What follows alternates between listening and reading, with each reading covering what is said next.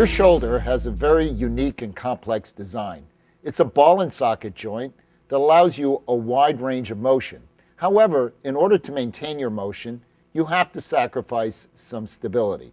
This combination of mobility and potential instability often makes your shoulder vulnerable to pain and injury, especially if all the parts of your shoulder don't work properly together. Today we're going to talk about rotator cuff tendonitis and impingement.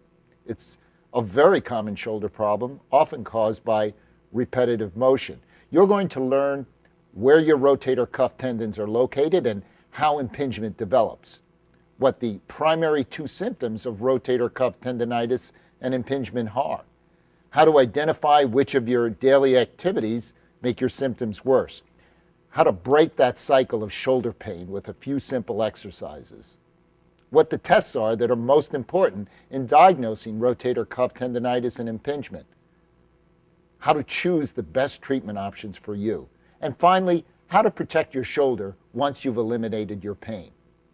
First, let's review the different parts of your shoulder, and I'll show you how they all work together to move your arm. Let's look at the front view of the right shoulder. We have the shoulder blade,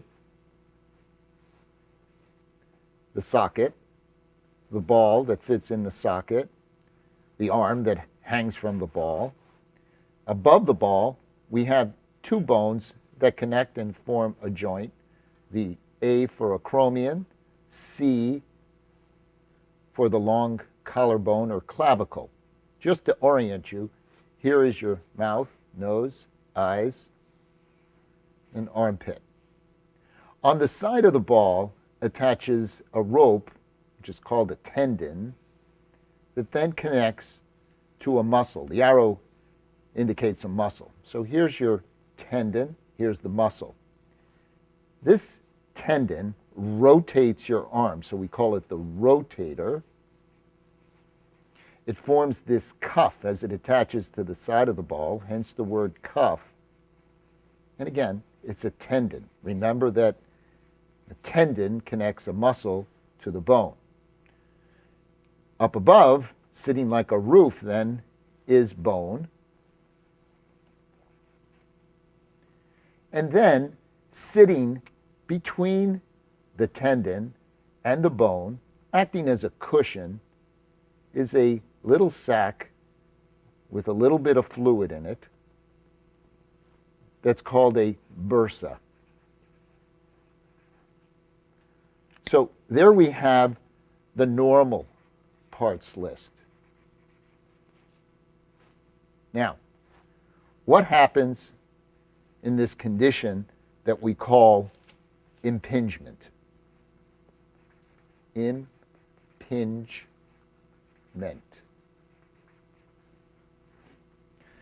Well, first of all, as we slide into middle age, this acromion bone, A, can form some spurs on the end.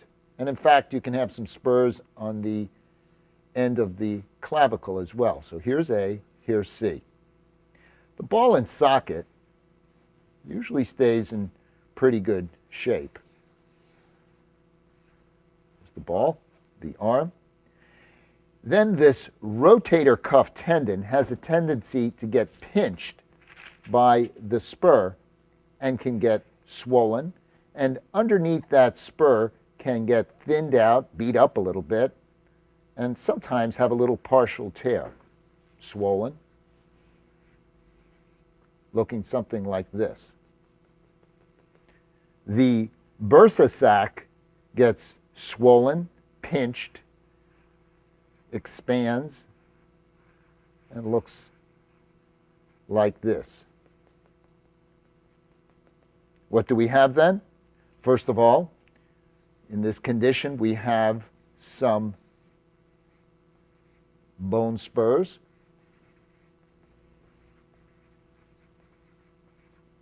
We have a rotator cuff tendon that's inflamed, so we call that a tendonitis. And we may or may not have a partial tear.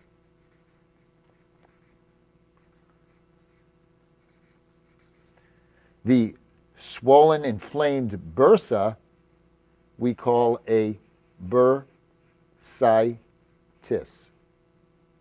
Those are our conditions: bone spurs, bursitis, tendonitis, possible partial tear. This condition is aggravated when we elevate the arm. For instance, when we fall asleep at night with our arm underneath our pillow. So here's the ball. Here is the arm that's elevated, the socket, the bone spurs up above that don't move.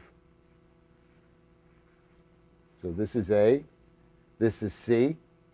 Here is that rotator cuff now that is beat up and gets pinched even more. And that bursa sac that also gets pinched even more. And this results in increased pain. Stars mean pain.